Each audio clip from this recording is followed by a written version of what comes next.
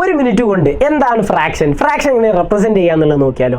Yes, ഈ ഒരു cookies നമ്മൾ 2 പേഴ്സൺസിന് ഈക്വൽ ആയിട്ട് ഷെയർ ചെയ്യാൻ നമ്മൾ എന്താ ചെയ്യുക, ഇതിന് ഈക്വൽ ആയിട്ടുള്ള 2 പീസ് ആക്കും. ഹാഫ് ആക്കിയിട്ട് അതിലൊരു പീസ് ഒരാൾക്കും മറ്റൊരു പീസ് മറ്റൊരാൾക്കും കൊടുക്കും അല്ലേ.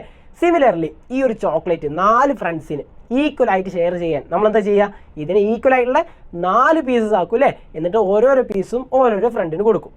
ഈ ഒരു കാര്യത്തിന് നമ്മൾ നമ്പേഴ്സിൻ്റെ രൂപത്തിൽ റെപ്രസെൻറ്റ് ചെയ്യുന്നതിനാണ് നമ്മൾ ഫ്രാക്ഷൻ എന്ന് പറയുക. ഓക്കെ, സോ ഈ ഒരു ഫസ്റ്റ് എക്സാമ്പിളിൽ ഇവിടെ നമ്മൾ 2 പീസ് ആക്കിയത് അല്ലേ. സോ നമ്മൾ 2 എന്നുള്ളത് 2 എന്നുള്ളത് ലോവർ പാർട്ടിൽ എഴുതി, നമ്മൾ ഒരു പീസാണ് ഒരാൾക്ക് കൊടുത്തത്. സോ 1 എന്നുള്ളത് നമ്മൾ അപ്പർ പാർട്ടിൽ എഴുതും. സോ ഇതിനെ നമ്മൾ 1/2 എന്നാണ് വായിക്കുക. സിമിലർലി ഇവിടെ നമ്മൾ എത്ര പീസാക്കിയത്, 4 പീസാണ് ആക്കിയത്. സോ നമ്മൾ 4 എന്നുള്ളത് താഴെ ഭാഗത്ത് എഴുതിയിട്ട് അപ്പർ പോർഷനിൽ നമ്മൾ 1 ഒരു പേഴ്സണിന് ഒരു പീസാണ് കൊടുത്തത്. സോ 1 എഴുതും. സോ 1/4 എന്നാണ് നമ്മൾ ഇതിനെ റെപ്രസെൻറ്റ് ചെയ്യുക. സോ ഇത്രയും നിങ്ങൾക്ക് അറിയുന്നുണ്ടെങ്കിൽ ഈ ഒരു ഫിഗർ എങ്ങനെ റെപ്രസെൻറ്റ് ചെയ്യുക എന്നുള്ളത് കമൻറ്റ് ചെയ്യുക.